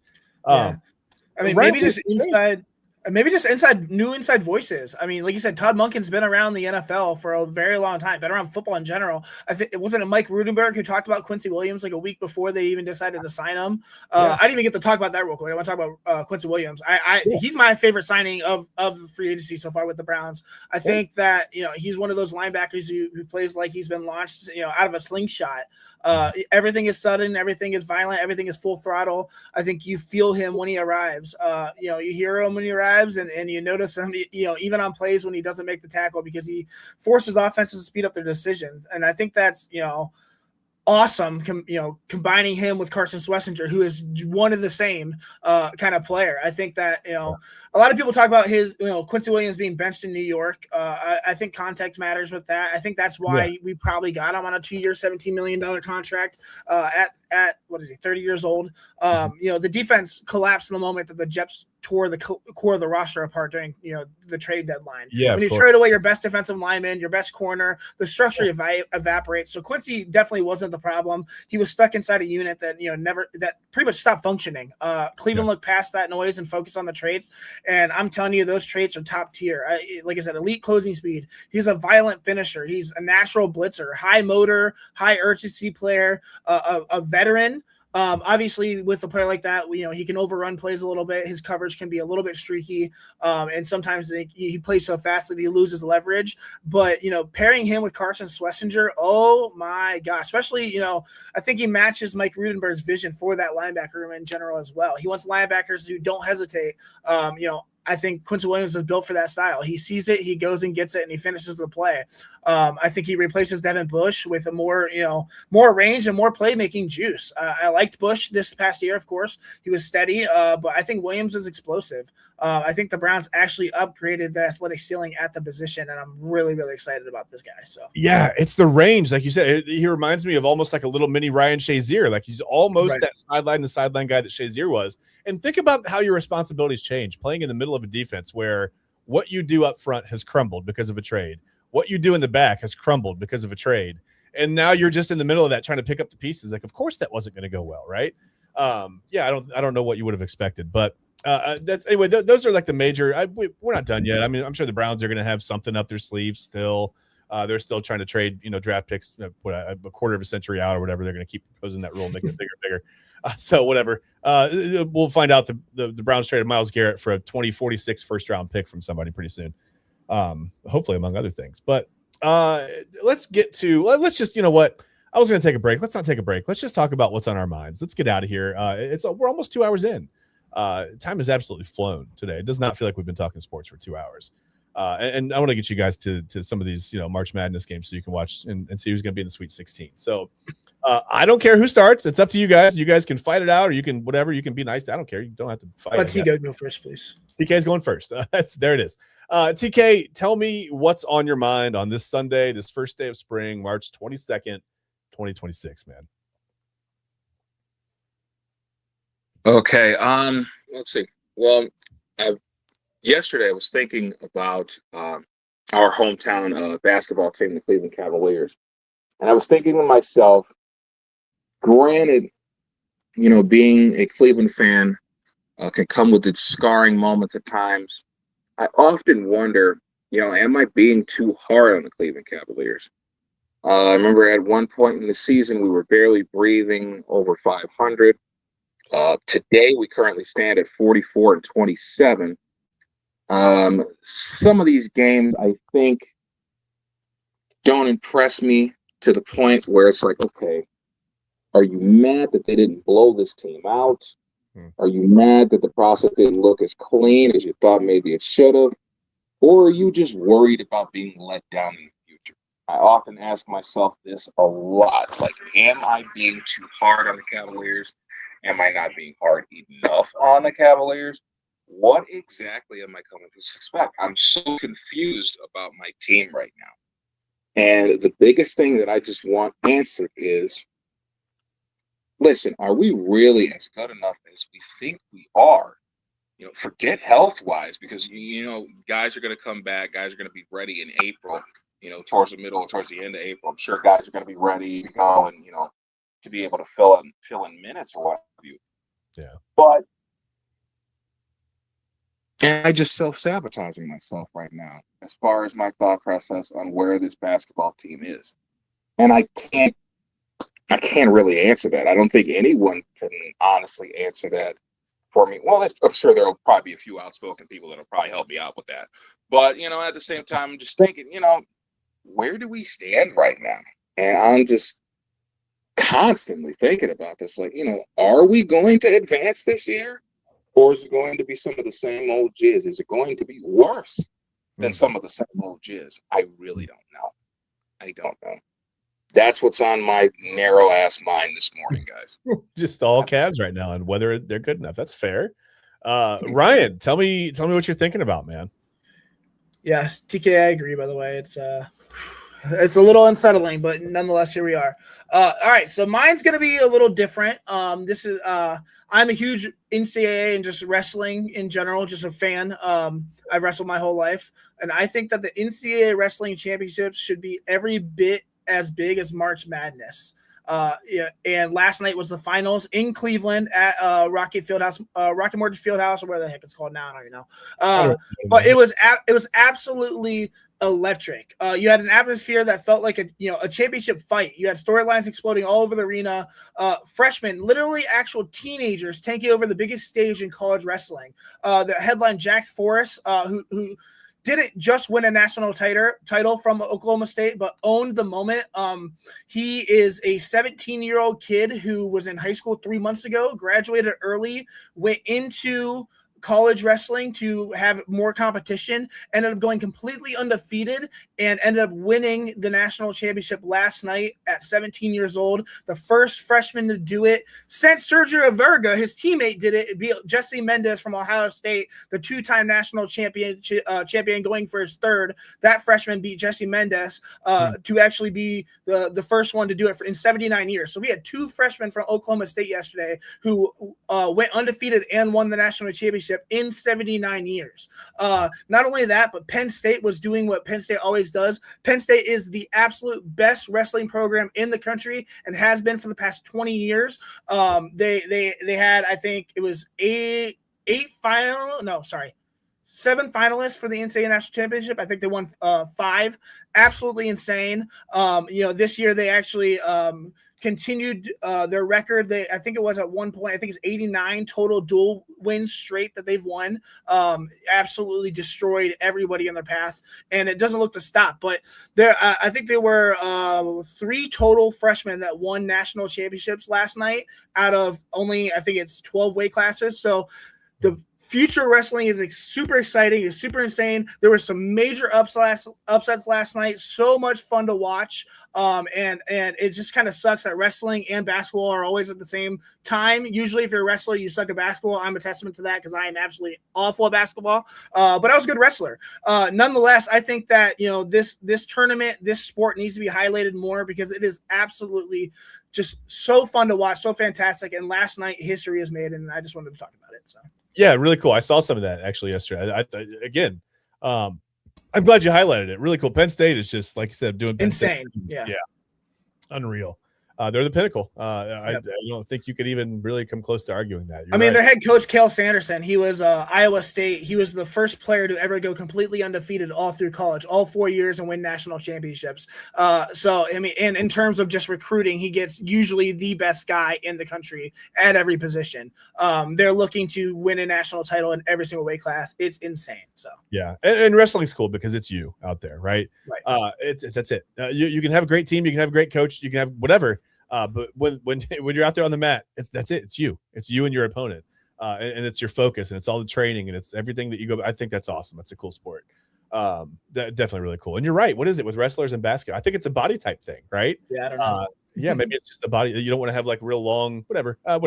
Let's not break that next week on the show. No, I guess what's on my mind is my kids are on spring break this week. It's about to be baseball season.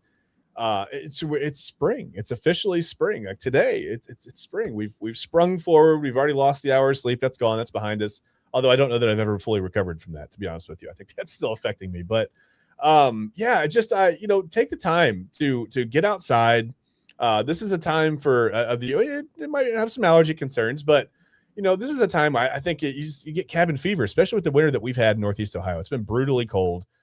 Windy. It's going to be windy today again, apparently with these storms later on. So maybe don't go outside during the storms if it storms. But take a chance to get outside, watch some baseball. Although I will say that I have a little bit of a beef with Major League Baseball. They've made it almost impossible to watch. I grew up during the days of the Braves on TBS. All you needed was just simple cable, just the basic cable package. You had TBS, and you could watch the Braves 150, 155 times a year. You could watch the Cubs 130 times a year. You could watch the White Sox 40 or 50 times a year. It was really easy. Nationally, you didn't have to be in the region to watch these games, right? You could watch the Cubs, the White Sox, the Braves. It was great. I wish there was more baseball on nationally. I wish, we didn't have to do Sunday night baseball or the Saturday Fox game of the week or whatever, the Peacock, whoever, whatever, one game a month, whatever they're doing. And then if you want to watch your team, it's $100 a year. You want to watch the rest of baseball, it's $100 a year or more. And it may not sound like a lot, but it adds up, right? It just adds up. And I think it's really disappointing that Major League Baseball already does such a terrible job of marketing their players. They do a terrible job of marketing their product, and now they're heading into a work stoppage. And there's a reason that I feel like people are going to lose interest. So what's on my mind right now is I was just going to say, take the time. I'm going to take the time and enjoy this week with my kids. But when baseball starts up, enjoy baseball because I don't know how long it'll be gone. And I don't know how long it'll be one of the premier products as far as professional sports go in this country anymore. Soccer is quickly taken over as far as youth leagues go. You've got a lot of travel baseball stuff, and it seems to be what's wrong with baseball. We're losing recreational baseball leagues all over the place. Inner cities, baseball is non-existent. It's unsustainable this way.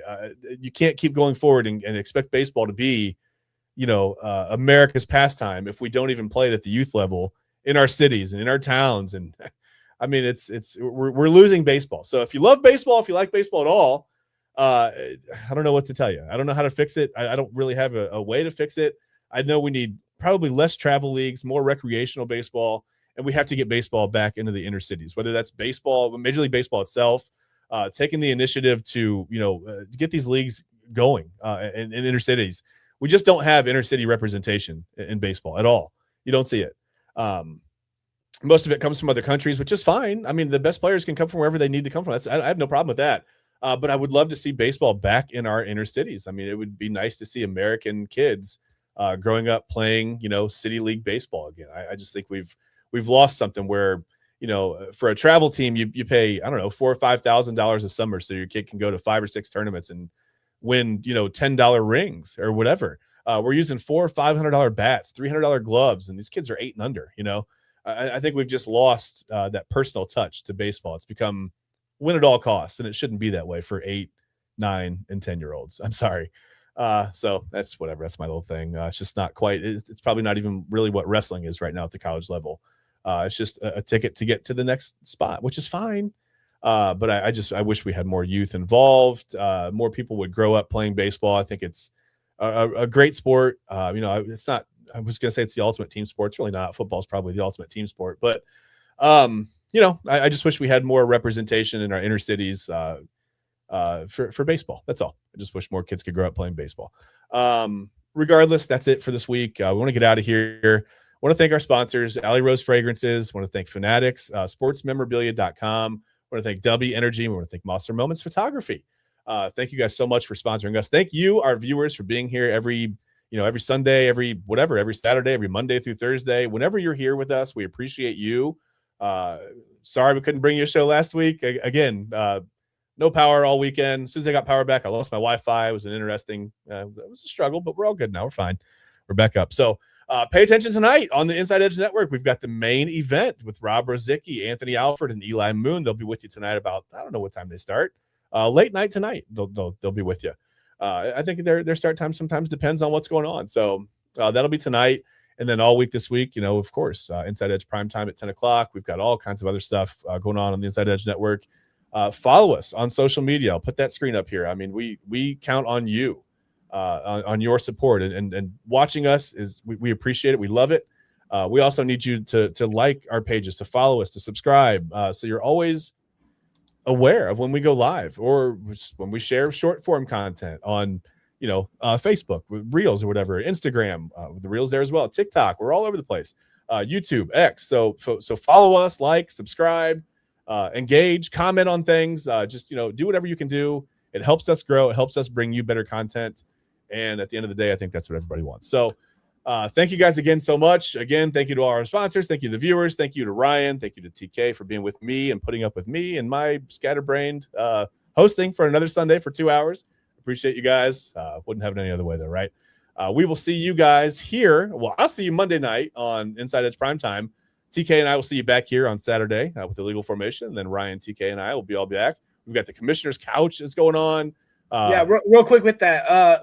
Last week we missed our episode because I was sick, so we're gonna drop our Wednesday or last week's episode on Wednesday, going over our last receivers. So it'll be total of 18 when we're done, and then Thursday we'll be live at 7 o'clock. We're gonna start with the running back position for the 2026 class, our top 6 favorite running backs. So check that out. Double dip this week. Okay. Yep. All right. I love that. The Commissioner's Couch and the Commissioner's Love Seat. I love that. You gotta love that. All right. Next, if we skip another week, it'll be a cup chair too. So we don't want to do that. The Commissioner's rocking chair as you get older. Yeah, there you go. You've got options there. You've left yourself with built-in options. I love it. Anyway, so much going on. Talking land, just everything going on with everybody. Please just follow us on the Inside Edge Network so you're always aware of the next show to go live or the next show to drop. Believe me, there's plenty of talent, plenty of good information, plenty of knowledge, and just plenty of fun here on the Inside Edge Network. We like to have some fun. So we appreciate you guys. We will see you here on the Sunday Sports Show next, of course, Sunday. Enjoy March Madness. Enjoy the next week of tournament. We'll talk about it next weekend as we'll be way ahead. We'll know a lot more next Sunday. So, but yeah, we'll see you guys next Sunday. Have a great rest of your weekend. If your kids are on spring break, if you're on spring break, whatever it is, enjoy your trip, enjoy your time away from school, enjoy whatever it is. We'll see you here next Sunday. Bye, guys.